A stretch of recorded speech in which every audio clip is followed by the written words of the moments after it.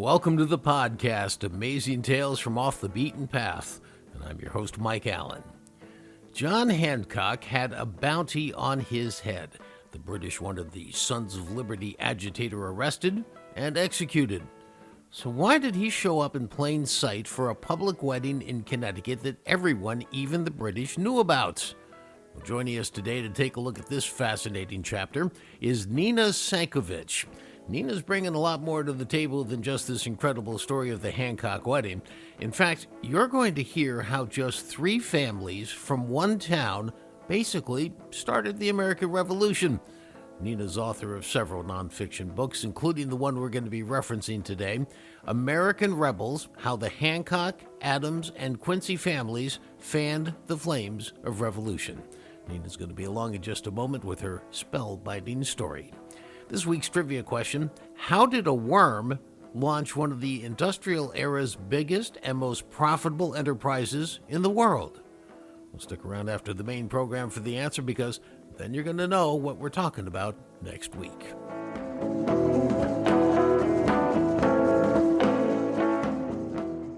Why did the American Revolution really begin, and who started the Patriot opposition? Well, today we've got a wonderful guest who studied this question in depth, mainly because she did a very deep dive on three famous families from the colonial era who were centrally involved in different but overlapping ways. The Hancocks, the Adams, and the Quincy's all shared one very important thing in common.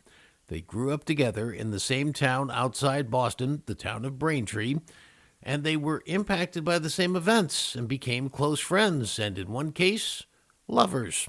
Well, Nina Sankovich was handed the impossible request of trying to boil down the incredible research she did, which is captured in her 350-page award-winning nonfiction book, American Rebels, How the Hancock, Adams, and Quincy Families Fanned the Flames of Revolution. Now, the book follows the intertwined lives of several colonial-era figures: John Hancock, John Adams, Josiah Quincy Jr., Abigail Smith Adams, and Dorothy, or Dolly, Quincy Hancock. Now, Nina argues that their shared childhood experiences and beliefs, which she has tracked down, led them to eventually play distinct but interspersed roles in fanning those flames of revolution. One very intriguing part of the story involves the wedding of two of those people, John Hancock and Dolly Quincy, at a house in Fairfield, Connecticut, but not before a bit of a triangular love affair took place involving none other than Aaron Burr. Without further ado, Nina Sankovich. So Nina, let's try and condense this 350 pages of your American Rebels book into 20 minutes, a completely unfair task ahead of us. But I want to do, a little bit of Braintree. So for people who aren't familiar, Braintree is about 10 miles south of Boston, but back then it's where three of our most important families came together: the Hancocks, the Adams, and the Quincy's. And I find it remarkable, and you do a great job of explaining, even though they came from decidedly different economic stations in life, they had similar values. Could you explain what brought them together? Sure. First, I want to also point out that present-day Braintree is not where the Quincy's and Adams and Hancocks all grew up. It's actually the town of Quincy. What's now called Quincy then was Braintree. So a little bit confusing, but for people who want to go see the house that John Adams grew up in, they would go to Quincy, Mass, where there's the amazing John Adams National Park. And they can also visit one of the Quincy houses there. So they all grew up in this small town. John Hancock's father was a reverend. He'd gone to Harvard. His father had gone to Harvard, so in a long line of educated men. John Adams was the son of a yeoman farmer who worked hard, but just was not of the same social class as the Quincy's or the Hancocks. The Quincy's were the gentry of the town, had a lot of money, enjoyed fine wines, traveled, educated their daughters. But in this small town of Braintree, these people all spent time together, went to school together. The Quincy's and John Hancock would eventually send their sons to Latin school in Boston, but the early years of education were in the town. They all went to the same church, the same stores, shared the same green. And as kids, they played together, they hung out together. And as they grew into young men and young women, they socialized together. And in ways that we would recognize, they played cards, they played games, they went for moonlight walks and flirted with each other. So getting to know the figures from history in a way that really shows them as sort of people that we can recognize really makes what they did as sort of leading the revolution in some ways that much more remarkable. It is fascinating when you stop and think that we all grow up with people who we call friends during life, and if some of them go on to fame and fortune or something like this is exactly what you're talking about, except that these were phenomenal families in terms of the early colonial period of America. Let's just do a very, and I'm not going to do this justice, but just a quick recite of what happened in terms of the 1760s and 1770s that led up to problems in the relationship between Americans and the Brits. Obviously, there was the taxation without representation, and in 1765, the Sons of Liberty was formed by Sam Adams, and then, of course, John Hancock got involved with that. Then you had the Boston Massacre in 1770, which was so interesting because you had John Adams defending the British soldiers who killed 5 colonialists at that site. 1773, the Boston Tea Party, which we all know about. And then in April 1775, the top blows off everything in Lexington and Concord with the shot heard around the world. Now, I just gave a quick summary. Would you kindly hit on what you think were the key parts of all that in terms of fomenting the revolution? Well, your summary is good. And I think what we have to just look back at is why all of a sudden did Britain start paying so much attention to what was going on in the colonies and start taxing the colonies? Because really, since the sort of migration from England to America first began, in the 1630s and on, England, by and large, left the colonies, granted the different charters, but then left the colonies to kind of figure out their economies themselves and take care of things themselves. And there were obviously royal officials and there were duties and things that had to be paid. But then Britain got involved in what was a world war, which was the 7 Years' War. And Britain came out of it victorious and had a lot more property, but also basically coffers empty, no more money to run this enlarged empire that they had built. The regular citizens in England couldn't be taxed anymore because they'd been taxed to the limit. So, okay, who are we going to tax? Let's start focusing on the colonies and getting more money from them. So it was kind of this abrupt change in British policy that really surprised the Americans. Why are we now being asked to pay for all this? We sent our men to fight. American colonists died in the fight for Britain in the 7 Years' War, what we call the French and Indian War here. That was sort of the first stirrings of why are they doing this to us? We've never been interfered with like this before.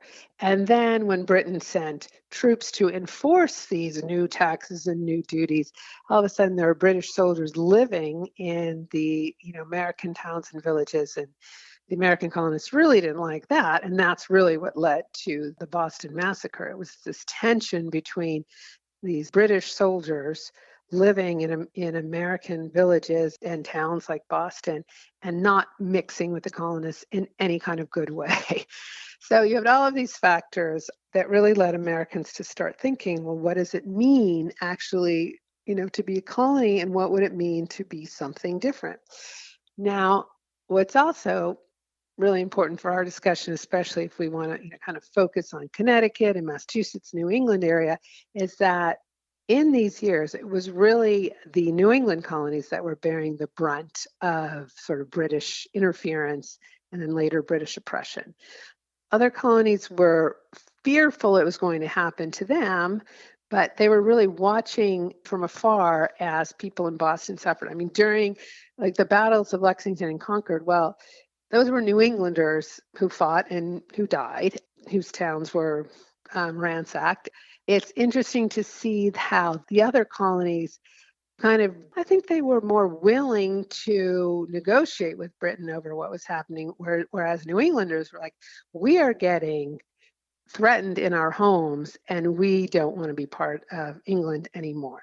And you see in the writings of John Adams and Josiah Quincy and John Hancock, not only in their public writings, but the letters they wrote, among friends, private letters, they were really outraged by what England was doing to their own citizens. These American colonists said, we are British citizens. We are not being protected by the British Constitution. We have to protect ourselves. We have to fight for ourselves. So they really did have to get the rest of the colonies on board, because the rest of the colonies were like, oh, this might happen to us, but maybe it's only going to happen to you guys because you're troublemakers. So that kind of dynamic was interesting to see that play out in terms of what it meant for the families that I looked at, that, John Hancock and John Adams and the Quincy family. And what they really realized is we have to show that we're reasonable. We're not these crazy rebels. We're reasonable. Josiah Quincy went on this trip to the southern colonies to make the argument, look, we're reasonable, honorable men and women, and we're being treated terribly by England, and we need you on our side. To see how that was really led by New England, this fight for liberty. And then eventually the other colonies got on board. And then if you look closely and say, well, wow, it really comes down to these families from this one village. It's just kind of incredible. It's absolutely amazing. And now what we find out is the Battle of Lexington and Concord is in April of 1775. And 4 months later, we would find this wedding that you and I are going to talk about here coming up. But what happens now in April is just around the actual day of that battle. John Hancock, who has a bounty on his head, I'd love you to describe that as well. He flees and he goes down to Philly, where he is actually elected president of the Second Continental Congress. And Dorothy, she flees down to the Burr house in Fairfield. And so this brings in yet another family, the Burr family. And for 4 months, they would have this correspondence. Would you explain how all that happened and transpired? Before the Battle of Lexington and Concord, John Hancock was in Boston living in his mansion. Dolly Quincy was in Boston living with her father. And John Hancock's aunt, Lydia, also lived with John Hancock in his mansion. And things were getting hot and dangerous, and there were British troops arising. There was a bounty on Hancock's head. The Massachusetts Assembly, the group that was working to fight the oppressions, they had been meeting in Cambridge, but things were getting a little too intense with British troops in Boston. So they said, let's move out to Concord and start meeting in Concord. And so John Hancock said, okay, we can all stay at what used to be my uncle's house, but now is the parsonage of another reverend, but we could all go stay there. So he sent Dolly and Lydia first, and then he followed, and they were staying there because they were attending the meetings in Concord. And then the British realized, well, look, John Hancock's in Lexington. The Assembly's meeting in Concord. We know they have ammunition stored. Let's go there. Let's arrest Sam Adams. Let's arrest John Hancock. Let's get the ammunition. We can do this quickly. We can do this easily. It's not going to be a good deal. These colonials are not organized. But we all know that they were organized, and that Paul Revere was able to alert John Hancock and everyone else staying at the parsonage in Lexington. The British are coming. The British are coming. Dolly Quincy literally witnessed, the battle on the green in Lexington, while John Hancock and Sam Adams fled Lexington because they didn't want to get, arrested and then executed. Dolly and Lydia actually stayed in Lexington, stayed in the parsonage, figuring here, we're safer here with this minister than we would be running off with these, refugees from the British army. So after the battle, they all get reunited again, and John Hancock says, I have to go down to Philadelphia, but I want you to be safe, so I want you out of Massachusetts. You go to the Burr family in Fairfield. Lydia and Dolly went to go stay at the homestead. John Hancock goes down and is welcomed as a hero in Philadelphia, elected president. Basically, he's president of the colonies. He's been elected president of Continental Congress, but basically, let's just call him the president of the, pre-United States. And he's in charge of a million things and has to sign a million documents. And he's charged with, raising money and getting more ammunition and just organizing things. And meanwhile, Dolly is up there in Connecticut. And further north, we have the Battle of Bunker Hill. where it's just a bloody, bloody battle. And lots of people on both sides die, even though it is a British victory. It's not really, because so many British soldiers die. But a very good friend of John Hancock is killed, Dr. Joseph Warren. He's one of the last to retreat off the hill, and he's, killed by a bayonet and just left to molder in a mass grave. Just a sidebar, what is interesting is a year later, when the Americans again have control of Bunker Hill in that area, they go to retrieve the bodies, and the way they identify the body of Dr. Joseph Warren is one of the first uses in history of looking at his teeth, because Paul Revere had made dentures for Joseph Warren, and he looked at this skull and said, "Oh, I know these dentures. This is my friend Joseph Warren." So it's one of the first times ever that, teeth of somebody were used to identify the remains. So that's just kind of an interesting aside there. John Hancock is a wanted man by the British. Like, he's okay while he's in Philadelphia, but when the Continental Congress shuts down for the summer, he's got to go back north because he's got to raise money and he's got to raise support. And he does it. He goes back and he says to Dolly, "And I'm going to come see you in Connecticut as soon as I can." He's writing her all the time. He writes long, really beautiful letters, and always with his gorgeous signature at the bottom. She's not really writing back. And we know that not just because there aren't letters, because it would be easy to say, well, letters disappear. But in his letters to her, he's saying, "My dearest, darlingest, beloved Dolly, why are you not writing to me? I want to hear from you. Please just send me a line."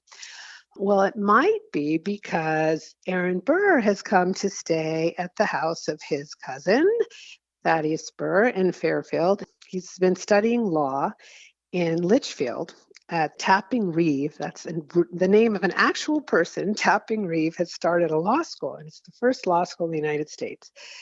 But he's out for the summer, and he goes to his cousin's house there in Fairfield. And even though, what is he, like at least 10 years younger than Dolly Quincy, they hit it off. And at first, Aunt Lydia, John Hancock's Aunt Lydia, who's also staying there, is like, "Oh, he's a charming young man." But then everyone starts to get a little nervous. Is something happening between Dolly Quincy and Aaron Burr? They're just spending a lot of time together. Aunt Lydia may have said something to Thaddeus Burr. But all we do know is that in a few days after these sort of worries start surfacing, Aaron Burr is sent away. He's gone. And Aunt Lydia is writing to John Hancock saying, "Get yourself to Fairfield and get married already." So finally in August, John Hancock shows up. And again, there is a bounty, as I just keep saying, there's a bounty on his head, but it's true. I mean, someone could make a lot of money by capturing him and delivering him to the British, who would immediately execute him, John Hancock, that is. And yet John Hancock goes to Fairfield. People know he's in Fairfield. It's a public wedding. It's reported on in all the newspapers. And part of the reason for this is because among the American colonists, and I'm sure it was the same with actually the British, they're fascinated by this couple. They're like a celebrity couple. It's Dolly and John. I mean, people talk about them. They're two beautiful people. American colonists are actually naming their babies John Hancock and Dolly Quincy, and then adding whatever last name they happen to have. I mean, they are a celebrity couple. Everyone wants to know when they're finally going to get married. They do finally get married, August 28th, 1775. They get married. As I say, it's public.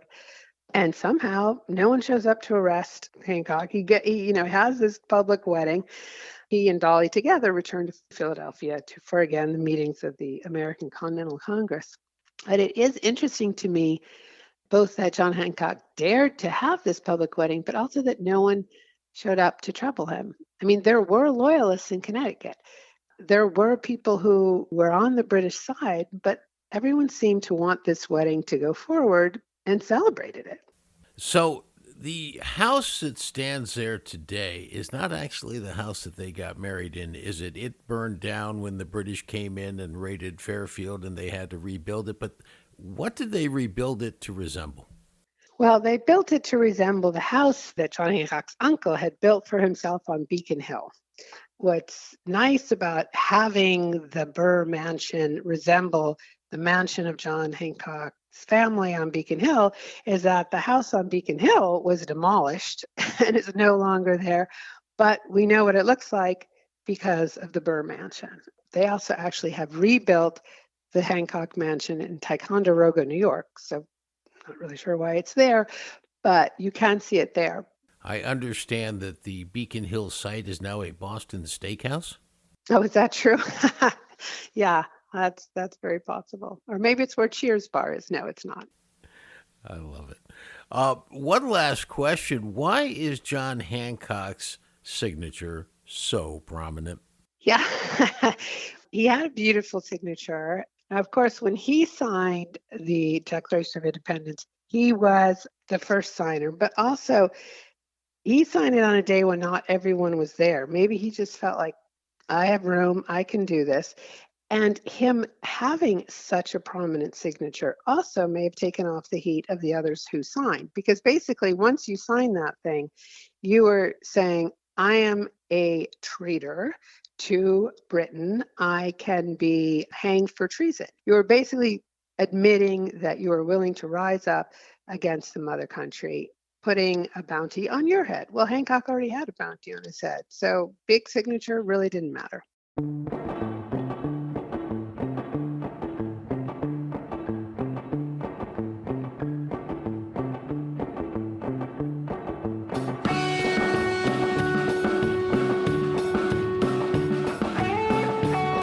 Well, that wraps up this episode of Amazing Tales from Off the Beaten Path.